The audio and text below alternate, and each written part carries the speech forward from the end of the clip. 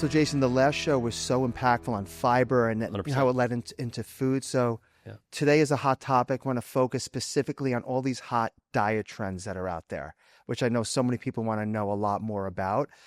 There's various versions of low carb, like with keto and carnivore.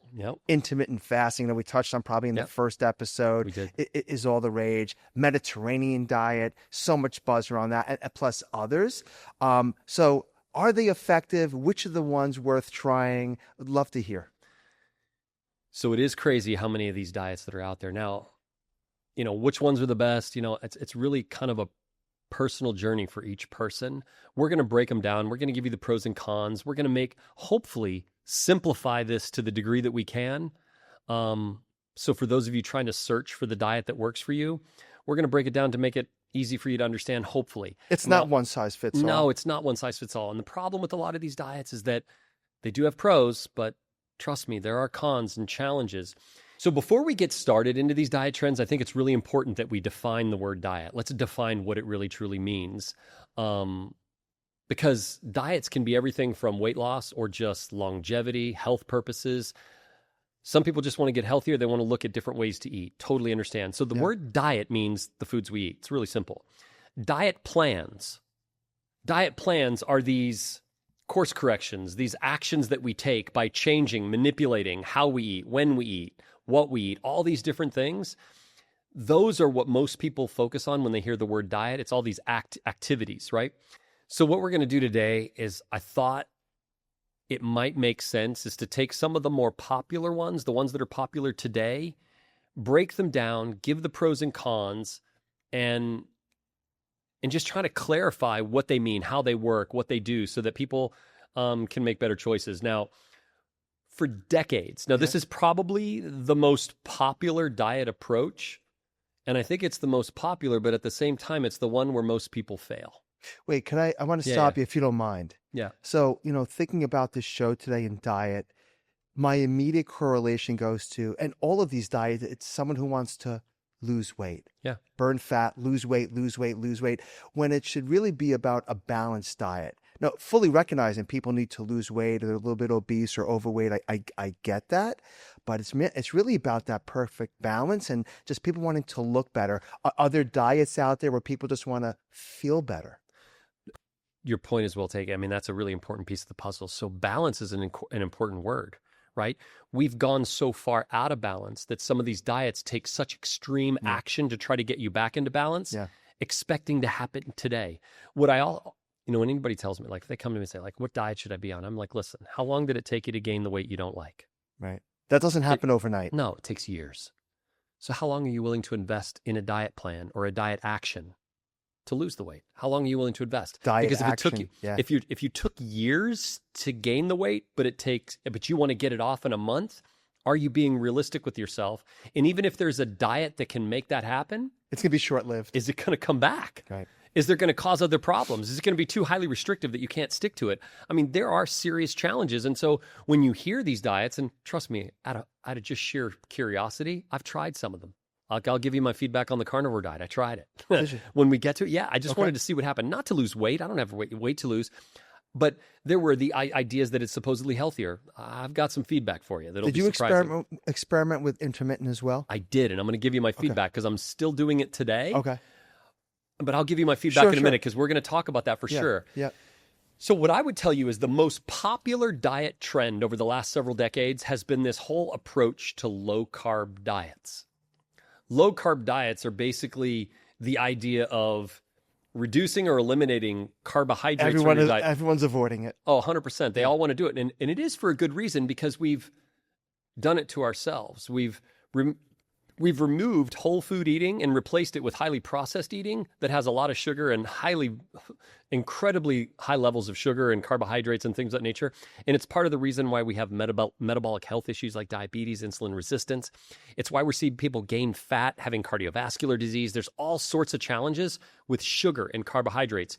So it makes sense that, well, if carbohydrates are the problem, let's either reduce or eliminate them and your problem solved. So for myself personally, I avoid excessive carbs, right? I just Sure, make there's those. nothing wrong with that. Like I've been scooping rolls and bagels for 40 years. I avoid pastas and rices. I know we want to talk because I know how my body reacts to it. Not that in small moderation is bad, but for me, I try to keep it at a minimum. But see, what you're doing is and we'll get into the low carb diets here in a second, but what you're doing is you're modifying the diet to fit your body type, the way that you like to live, but also recognizing that an abundance of these carbohydrates are a problem. Don't react well. No, you're regulating. You're simply just making an adjustment in your diet so that you're not consuming as many of them. That's a really responsible and healthy approach.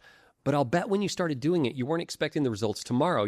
As long as I've known you, you made changes. And when you stick to them, you're almost obsessive compulsive about it. Yeah. A little OCD. Yeah, but for sure. Me too, by the way. I only recognize it because it's me as well. But what I love about it is that you made an adjustment. See, I'm not against adjustments by any means. Extreme course corrections, I think, set yourself up for failure. Like let's talk about these low carb diets. Yeah, I cut you off. Let me hear. No, it's okay. But things like Atkins diet, paleo diet, South Beach, keto, carnivore, believe it or not, they all sound like they're different diets. They're not. I know that anybody that started that diet or put those diets in motion will tell you, oh no, they're totally different. They aren't. Really? They're really truly focused on either reducing, modifying, or eliminating carbohydrates. That's really where they're at the core. Upping the protein? Upping protein for sure, because that's the way you'd want to do it, because you've got to still have satisfaction, satiety. Because if you're reducing carbohydrates but not increasing protein, the problem is you won't be satisfied. You'll constantly have cravings. So you have to kind of swing the pendulum. So these diets are all variations of the low-carb diet. Now, low-carb diets prioritize protein and fat, but reduce carbohydrates. And the reason why I pause there as the and fat, protein and carbohydrates are 4 calories per gram. Fat is 9 calories per gram. So while you're prioritizing protein and fat and reducing or deprioritizing carbohydrates, you still could end up with a lot of calories. And it's proven today is that if you're eating too much, modifying your caloric intake and improving the quality of the food that you consume and otherwise reducing your calories is an important thing. So with low carb diets, you have to be careful, right? Like you can't just reduce carbohydrates and increase protein and fat. I'm glad you mentioned that. Yeah. Are all these low carb diets as extreme with the high fat like Atkins was when it first came out? For the most part, yeah. They all prioritize protein and fat. No question about it. Some of them are more extreme with carbohydrates than others, as we'll get to, such as carnivore. But now, when I say that they're trying to limit carbohydrates, they're looking at things like grains, starchy vegetables, sugars, flour, and bread. Yeah. There was a diet out there for some time. They called it the whiteout diet, right? Get rid of anything white or processed in your diet, right? Yep. Like white sugar, white bread, white flour, all these things, they'd remove it. Well, that's not serious enough because what they've done is they've put colorant in bread that should be white. Just masking it, calling it whole wheat or whatever so that it looks slightly brown. Realize it's the same thing and it reacts the same way in the body. So I think it's really important, though, if we were to kind of break down what the goal of a low-carb diet is. The scientific, I should say the science of a low-carb diet, I'm gonna tell you flat out, it works. Right. But we'll get into some of the pros and cons, and hopefully it'll clarify it. So how does a low-carb diet work? First of all, you're starting to deplete or drastically reduce your carbohydrate intake, right? You're forcing your body to no longer depend on glucose or sugar as fuel. Now, your brain operates on glucose, your body uses it, and your body will take glucose, use it as fuel, and what it doesn't need, it will convert to glycogen and store in your liver and other places in your body as a stored potential energy. When your glycogen stores are full is when your body starts making or storing fat. So what this diet is doing is it's shifting this. It's shifting you away from using glucose as a fuel and shifting you more to your body looking for fat or stored potential energy and burning that for fuel. Now, how it does this? It does this by let me back up. It does this by forcing your body to switch from burning glucose to burning fat for fuel. And the action that it takes is that once you start liberating or taking fat, when you decrease the number of carbohydrates that you consume, Right. it forces your body to look for fat to burn as a fuel because the body still has to survive. Right.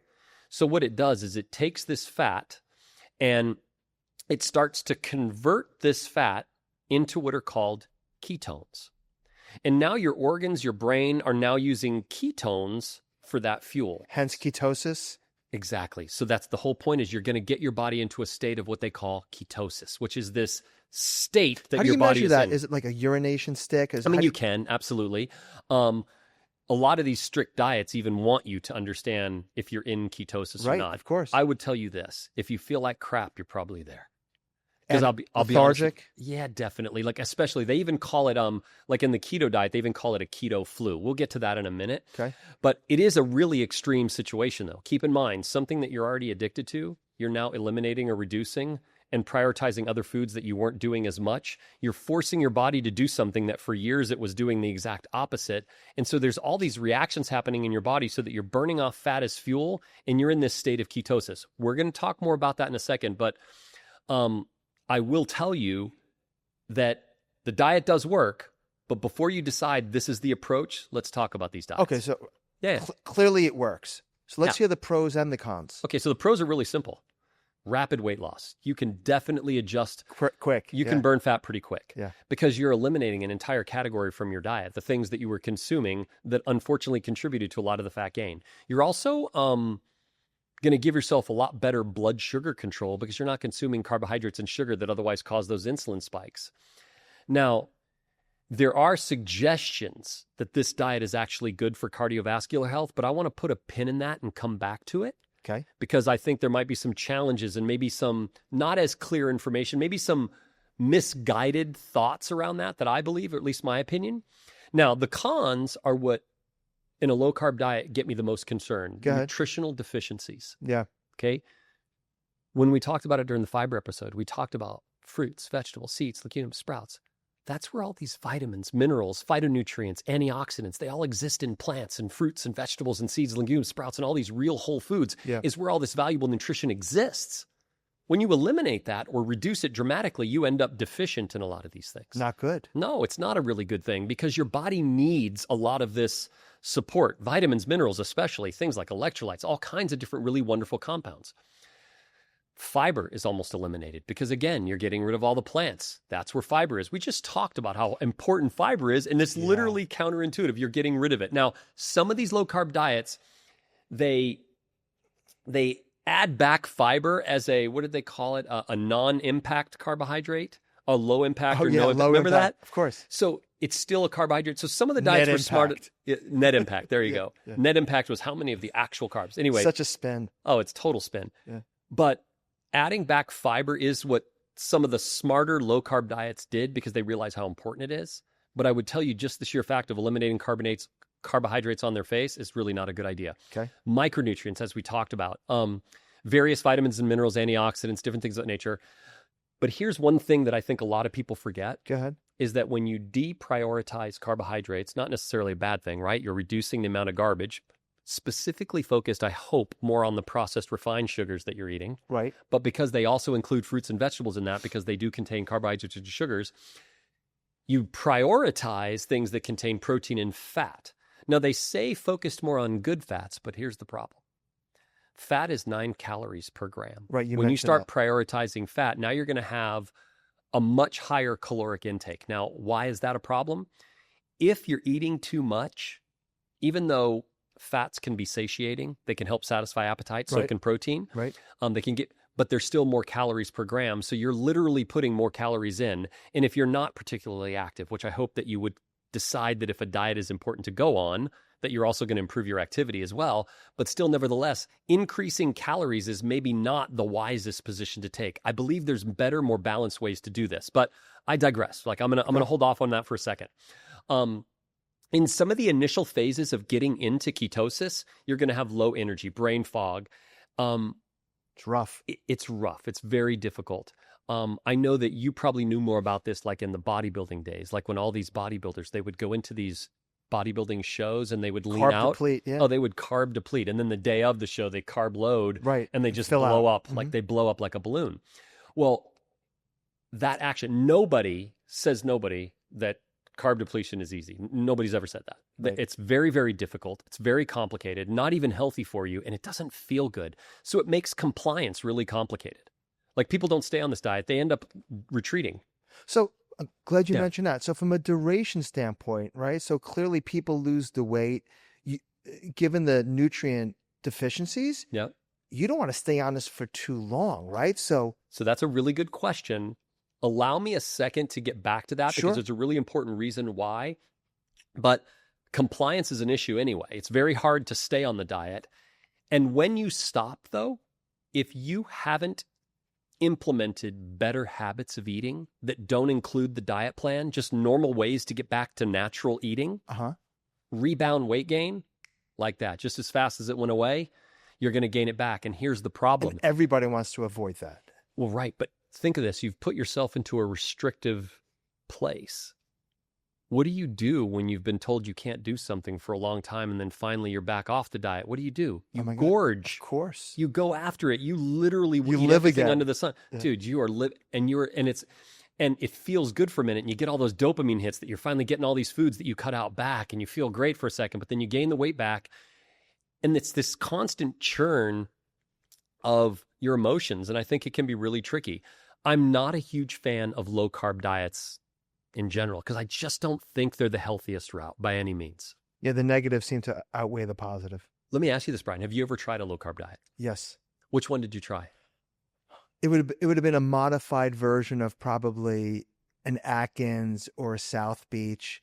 I might have been in ketosis at one point. I don't even know.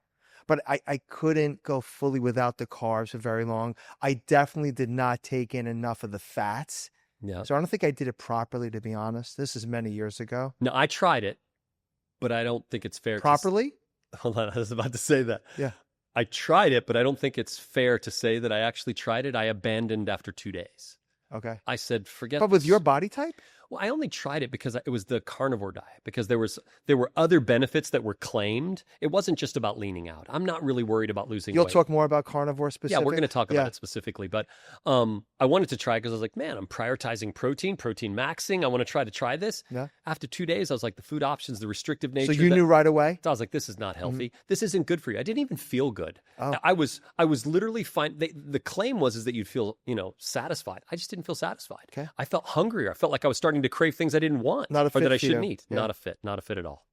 So out of the few low carb diets that you spoke about, the most popular being keto and carnivore. Yeah. Help me understand those two specifically and the differences. Totally get it. So let's start with keto. Okay.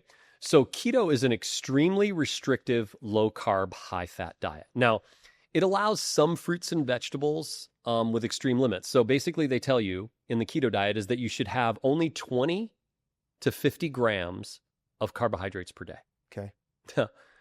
That may not sound... What's that the equivalence of? Okay, so, 20 to 50 grams is almost nothing. And let me explain. The average person in our society today is eating over 400 grams of carbohydrates a day. Okay. Wow, I didn't realize it was that high. Okay, so 400 grams of carbs.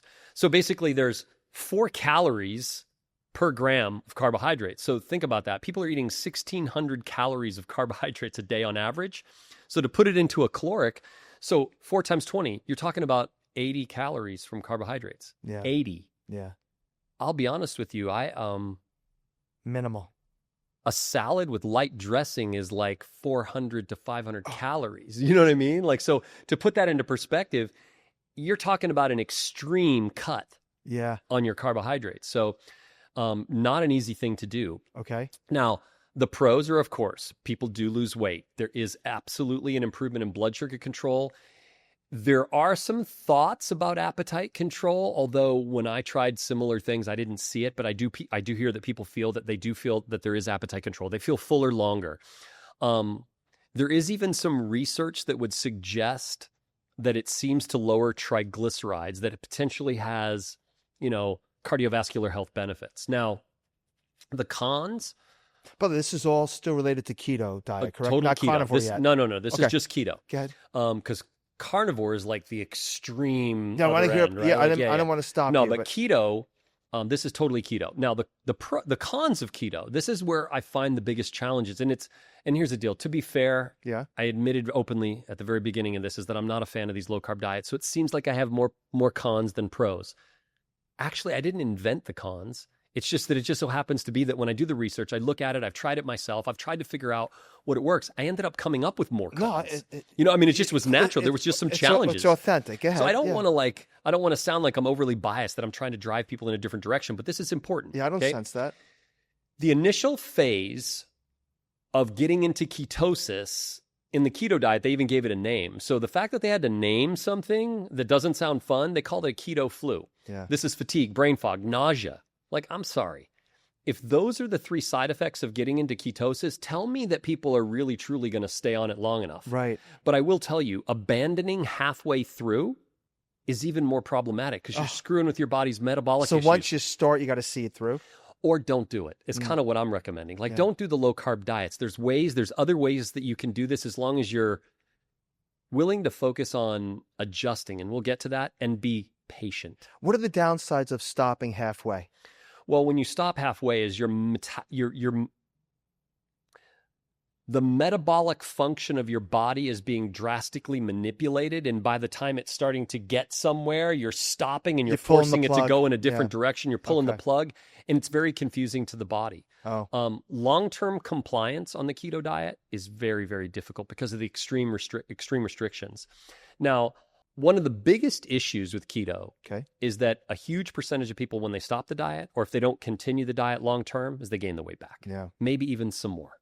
There are potentially serious health risks that could come into play here too, especially for long-term users of the diet. When you're at that extreme, when you reduce carbohydrates to that extreme and you're over-prioritizing protein and fat, there can be some issues with heart health, kidney health, because you're putting a lot of pressure on your organ systems. Yeah. And you're also increasing, for cardiovascular health reasons, you're increasing saturated fats and other things that, by the way, saturated fats aren't terrible if you eat small amounts. I mean, cholesterol will go up? Yeah, your cholesterol theoretically could go up.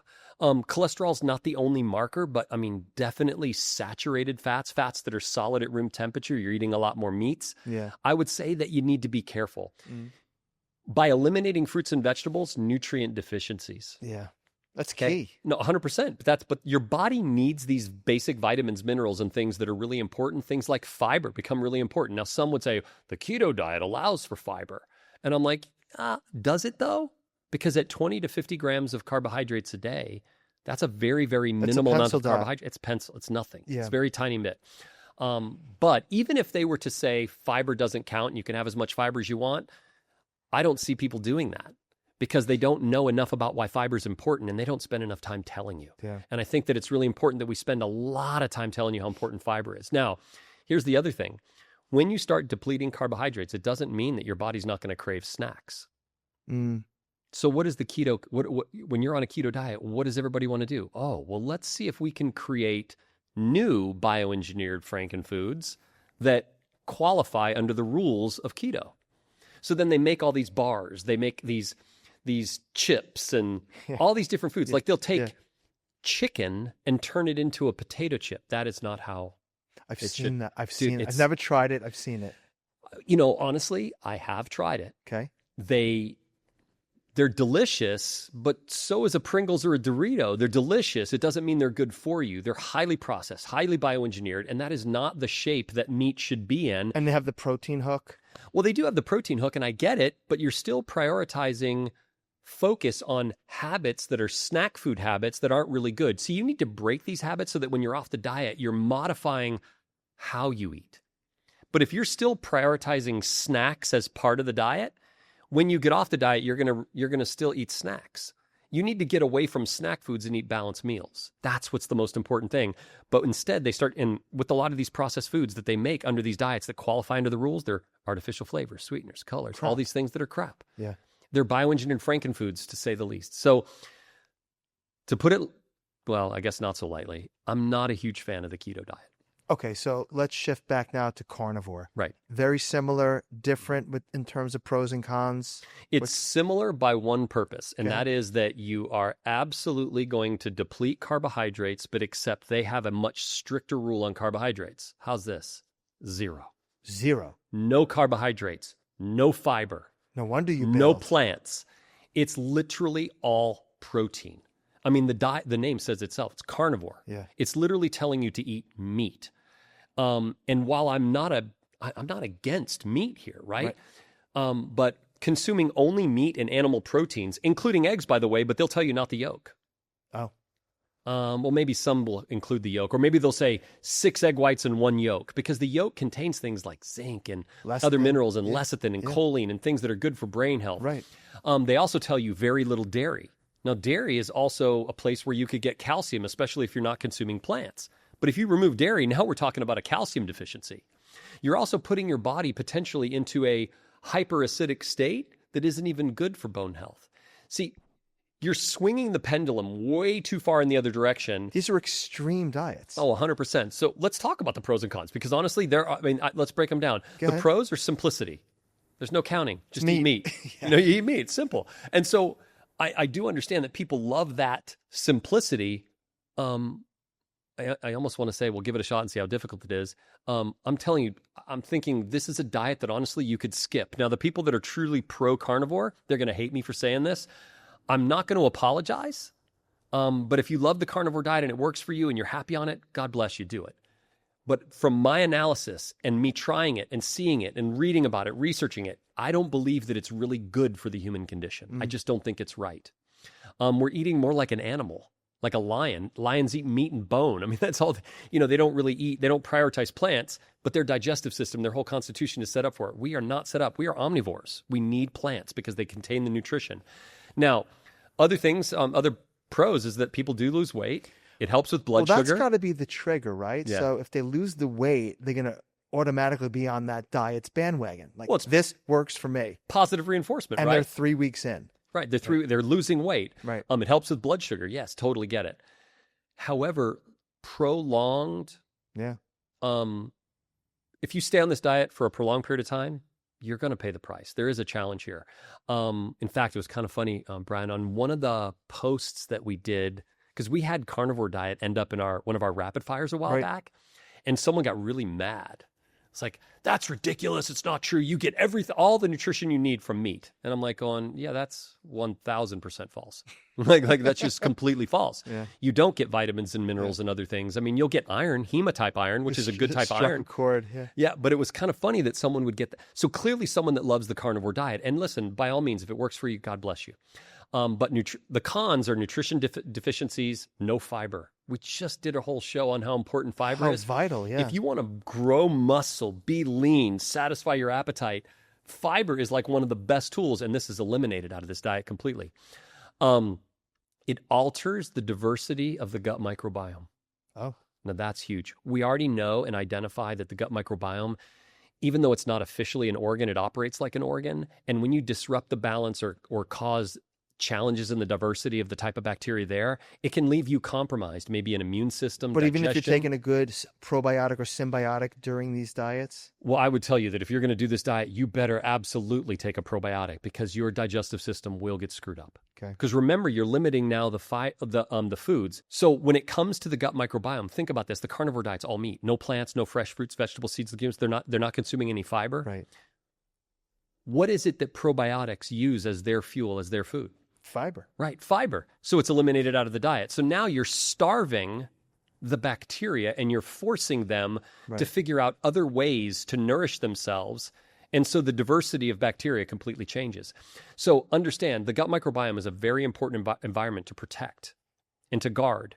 When you switch to a carnivore diet, it'll absolutely screw up the gut microbiome. So if you're going to do this, if you feel absolutely, no matter what I say, you're still going to do it anyway, you're hell-bent, make sure that you take a probiotic and make sure you take a fiber supplement, because you will thank me later, because you definitely need that support.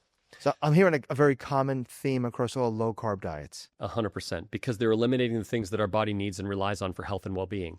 Potential heart risk issues, because high red meat and saturated fat consumption, kind of a no-brainer. Yeah. It's really not a sustainable diet, though, because it's too restrictive. I'll be honest, I was a wimp. I bailed out in 2 days. Right. Not because I felt so terrible, because I knew it just wasn't healthy. I was eating things and I was like, I was making things look like the food that I wanted. Like I made pizza by doing an egg crust. And I was like, well, okay, I get it. It looks like a pizza, tastes like kind of like a pizza. This isn't good for me. Yeah. You know what I mean? It just wasn't good. And there's no plant-based foods at all. Big red flag for me. Generally speaking, though, with this diet or any low-carb diet, really, honestly, is rebound weight gain is the biggest challenge. There's also some potential health issues if people stay on this diet long-term. If somehow they're able to stay on it long-term or modified versions of it, keeping your body in ketosis, there are some potential health risks. Let's talk about that. So what are those issues for people that are in ketosis? Absolutely. So because you're not consuming the carbohydrates, as we've already mentioned, there's nutrient deficiencies, vitamins, minerals, fibers, more. It can be disruptive to hormone balance. It can also lead to elevated levels of stress hormone cortisol. That's never a good thing. Prolonged fat metabolism could lead to liver, pancreas issues, even risk kidney stones. Wow. Prolonged high-level consumption of saturated fat definitely comes with some cardiovascular risk. Now, according to the Cleveland Clinic, so this is a reputable source. It's not just my opinion and some basic research or anything. According to the Cleveland Clinic, ketosis can increase acidity in the body, causing bone metabolism issues. So literally bone loss could become a part of this issue, like when you stay in that acidic state for a very long time. I know I said it earlier. I'll say it again. You're not a fan of the low-carb diets. Not just at all. Not. Okay. Definitely not. Yeah. So honestly, these diets sound good, but the biggest issue I have is that they're highly restrictive. They introduce the idea of some highly processed foods for snacks in order to compensate for what you're pulling out of the diet so that you can stay focused.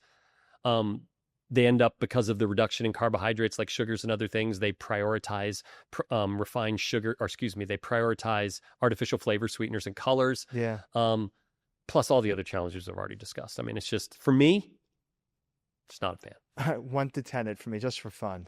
So because you do lose weight, I'll give it a 2. But if I didn't, I'd give it a 1 or a 0.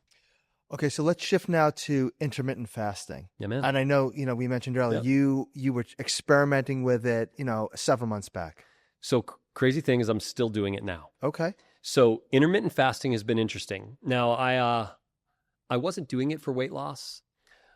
I had done my research on doing this intermittent fasting scheduling. It's more about when you eat as opposed to what you eat, although what you eat still is important. You want to prioritize fresh fruits, vegetables. I can't harp on that enough. Fresh fruits, vegetables, seeds, legumes, sprouts, all the things that are real, true, natural foods, good quality meats, focus on organic versus conventional fruits and vegetables. But intermittent fasting is kind of interesting because it's not focusing so much on what you're eating, although that's still important, like I said.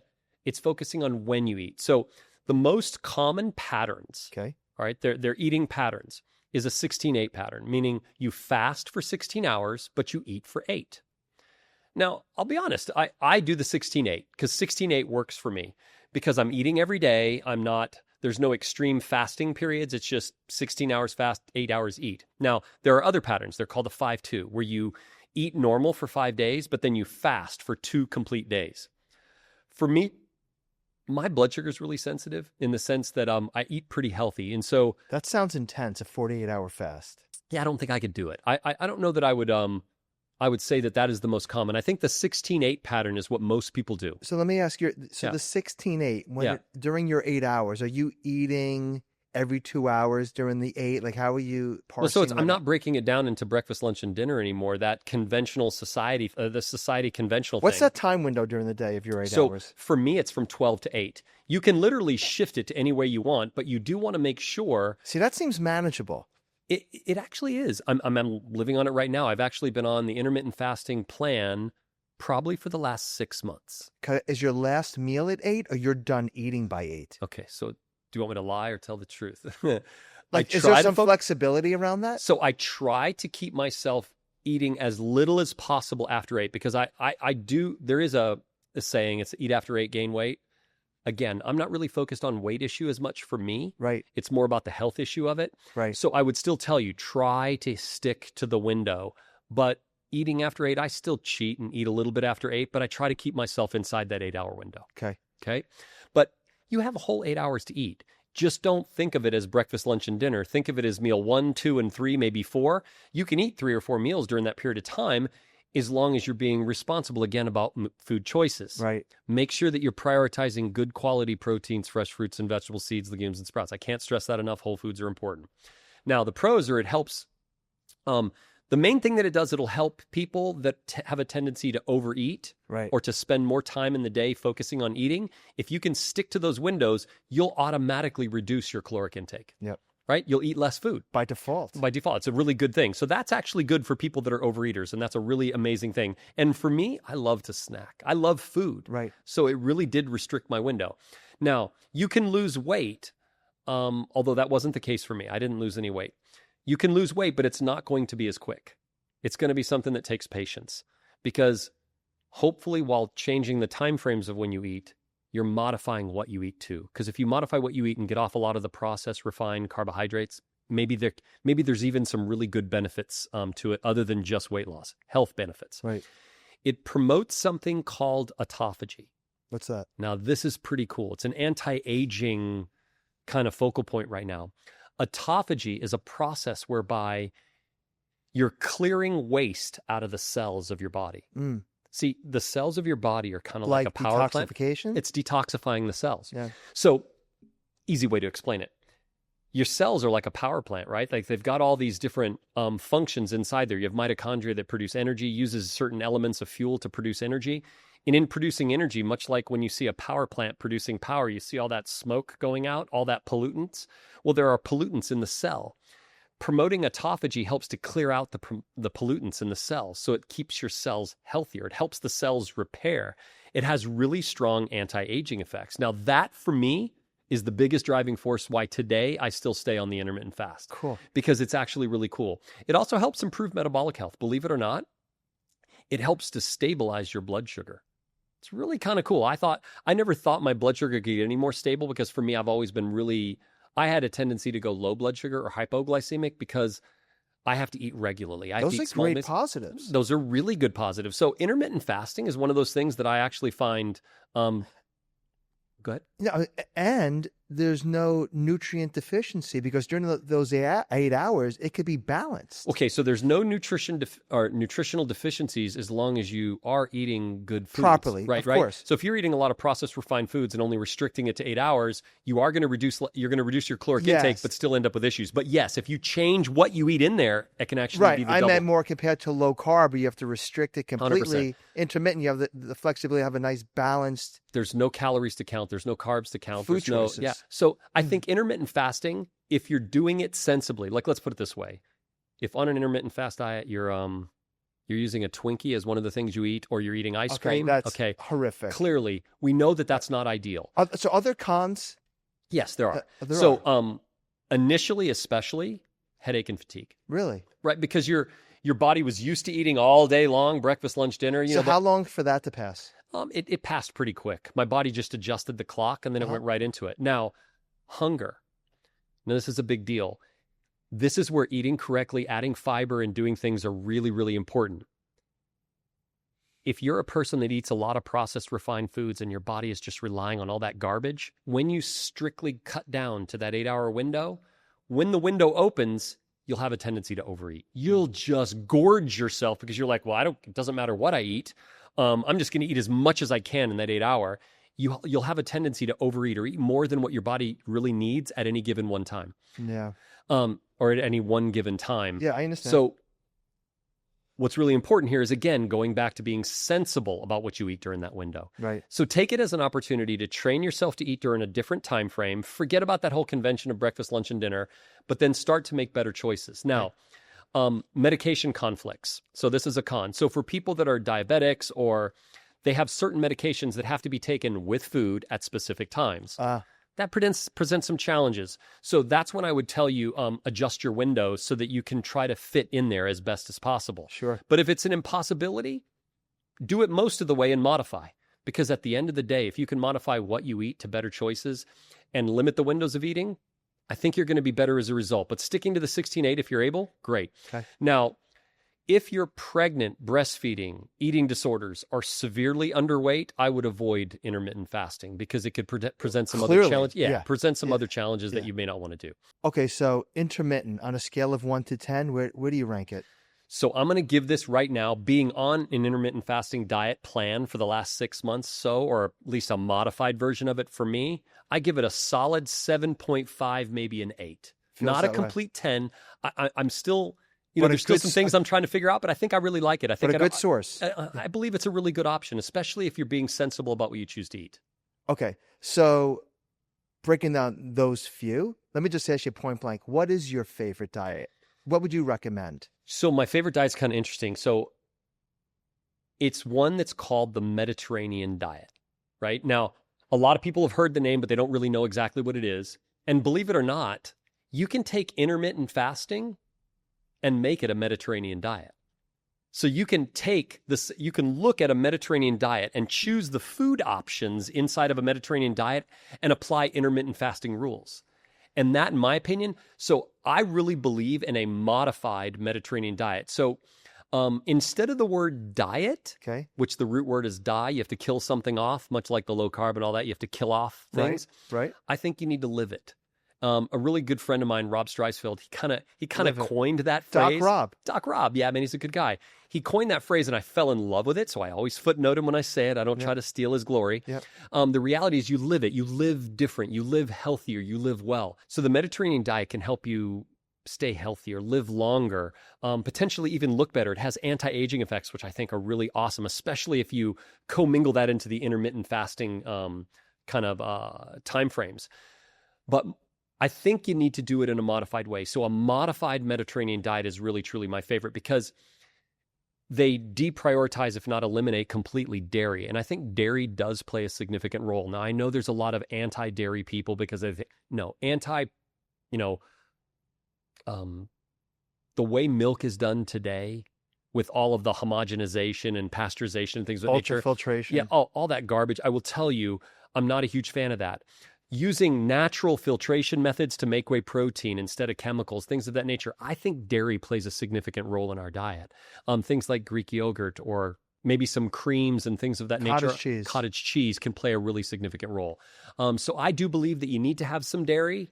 I'm not saying you should sit down and drink milk, but I think you should have higher protein than what normally is associated with the Mediterranean diet. So it's interesting when you say a modified version, but help me understand what the Mediterranean diet is from a principle perspective. I don't even know. Absolutely. So for the most part, first of all, I want to be very clear. The Mediterranean diet is not a thought. It's actually science-backed. There's research around this. It's actually legit. Huge. And it's a diet that resulted in studying societies for their health benefits, like Italy, the way that people in Greece, Italy, and Spain eat. It's literally inspired by the way they eat in the Mediterranean culture. So the Mediterranean diet prioritizes fruits, vegetables, seeds, nuts, legumes, sprouts, all the things that I've been telling you about that I think are really important for your health. Right. They prioritize healthy fats from things like olive oil. They definitely focus on poultry and fish as the primary protein sources. I immediately correlate it with fish. 100%. Yeah. Usually it's olives, olive oil, and fish are what people associate the Mediterranean diet. But believe it or not, it's much more broad than that.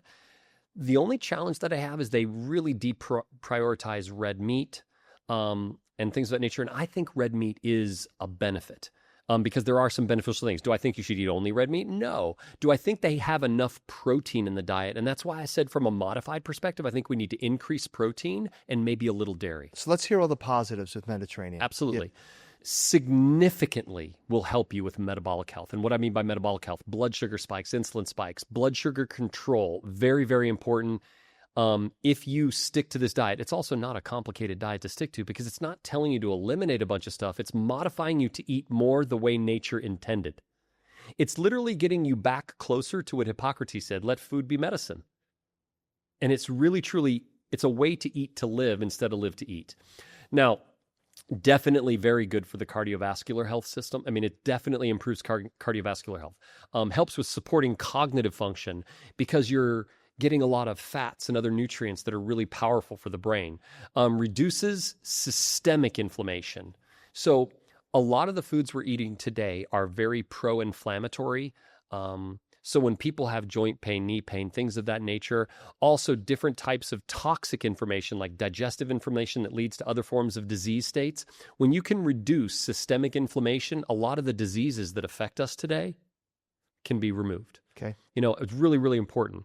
Now, it's not as restrictive as a lot of these fad diets because it allows a lot of these whole foods that are really important. Now, it does absolutely puts all of its priority on removing processed, refined, bioengineered frankenfood. Love that. No crap food in a box, can, a freezer bag. So that's a fresh. really important piece of the plan. Everything fresh. Real. And honestly, I think it's the way God intended when he built our bodies. When he built this body, he knew exactly what he was doing and what the fuel that it needed. It's we as people modified all of it into chemical garbage. Now, the cons, higher grocery bills because you're eating a lot more fresh foods. Now, I'll be very honest with you. Processed food is cheaper than fresh food. But I would tell you that your body, your health is your wealth. You've heard that phrase before. Your health is worth it. And the wealth of your body relies on it. I would tell you that another really important thing here, just like I've said with all fresh fruits, vegetables, seeds, legumes, and all that, prioritize organic so that you can eliminate these pesticides, herbicides, all these chemicals and things that are unfortunately all over our foods if they are not certified organic. So I would definitely highly prioritize organic. Meal prep time takes a little longer to actually cook fresh, real food. I mean, think about it. Instant rice, box, water, done, right? Actually taking real grains like quinoa, soaking them, cooking them, and then making them differently. I mean, it takes a little bit more time. So meal prep time is definitely there. I'm glad you mentioned quinoa. And forgive me if I missed it when you covered it before, but in terms of balance with carbohydrates, like what's that ratio look like with the fish and chicken and the vegetables, like rice, potatoes, is that allowed? So grains are allowed. But again, what they're going to try to push you towards are the healthier grains, the ones that are higher in fiber and so forth and have lower impacts on blood sugar. Things like quinoa, amaranth, all these different ancient grains that are solely forgotten. I mean, we now have instant or 1 minute rice or 5 minute rice or whatever those are. They basically remove all of the goodness on rice, making it easy to cook, and it's unfortunately turns into a very simple carbohydrate and absolutely causes insulin and blood sugar spikes when you can look at more natural sources of grains and beans, legumes like kidney beans and pinto beans or quinoa, amaranth, all these wonderful grains. That's what they want you to focus on. And if you look at the Mediterranean diet and read about it, it'll tell you all these different foods that you should focus on. So I got to dive more into that. But from everything we covered today, Mediterranean seems to be the most appealing. So for me, it absolutely is. Now, the nutritional gaps for me, the nutritional gaps that I see, that I recognize in the Mediterranean diet is that because they deprioritize dairy, I think it's possible that you could end up deficient in things like calcium. Because is that why you have a modified version? I do. I have a modified version. Now, some people would say you can get plenty of calcium from plants and so forth, but I would argue not the same type of calcium and not the same bioavailable form that is going to be as usable for bone health. And so I would say for that reason, I would increase a little bit of dairy. So I would add in the cottage cheese, the Greek yogurt, cheeses and things of that nature that I think become really powerful. I would add in a protein supplement or a protein shake or something of that nature. Added protein. Or increase protein intake because I think it's really important simply to maintain lean muscle or lean muscle mass because muscle, as we've talked about before, is one of the most biologically active tissues in the body and supporting it is really important. In fact, by supporting health and maintaining healthy muscle tone over the lifetime, you'll live longer and live healthier. So does the Mediterranean diet allow for eggs? Yes, it does. Oh, good. So the one thing that I would tell you, though, is very important about eggs. We haven't really talked about this before, but when it comes to protein sources, don't prioritize just the egg white because the albumin or the egg white is where all the protein is. You want to prioritize the yolk. That's where a lot of the goodness is. There's healthy fats in there. There's the entire egg. Yeah. Oh my gosh. There's zinc. There's other things that are really important. People choline used for to brain health. Egg white was such the rage. Yep. And people were avoiding all the nutritional benefits of the yolk. Well, because there used to be a lie that was it a cholesterol fear? Absolutely. So it was cholesterol phobia. So what they basically did is they put this fear in people to believe that because there is cholesterol in an egg, that somehow it'll elevate your cholesterol. what people don't realize is that cholesterol is necessary for the structure and function of every cell in your body. When your cholesterol is out of balance, you need to change your diet and make some modifications. If there's a genetic predisposition to an imbalance in cholesterol, take some other approaches, get some medical care and look at it and try to modify it as much as possible through diet before medication. Right. Just my humble opinion. Right. That was super informative. I learned a lot. Yeah. Well, you know, if you notice, we went from extreme diets of restriction to balance, to modification, just to balance. I go back to what Hippocrates said, let food be thy medicine. And the Mediterranean diet is the most like medicine, or food as medicine, as you can find in a diet. Because really what it's truly doing is it's appealing to being sensible and logical about the right foods to eat. And by the way, if you take the Mediterranean diet and apply intermittent fasting eating timeframes, I think it could be like the best duo That's ever. A winner. Yeah. I think we should invent that diet. What are we going to call it? That's a great recommendation. Absolutely. This is what I reach for on the way to the gym, Aonic Build. It's a 3-in-1 muscle support supplement that makes staying consistent way easier. You get creatine for lean muscle support, HMB to help with muscle retention, and beetroot extract to support strength and power. All in one stick. I love that it has 0 added sugar, no artificial colors, and actually tastes refreshing. It just fits into my routine without overthinking it. No mixing multiple supplements, no extra steps. If you're training and want something simple that supports your goals, this is an easy add to your routine. Easy to throw in my bag, easy to stay consistent with.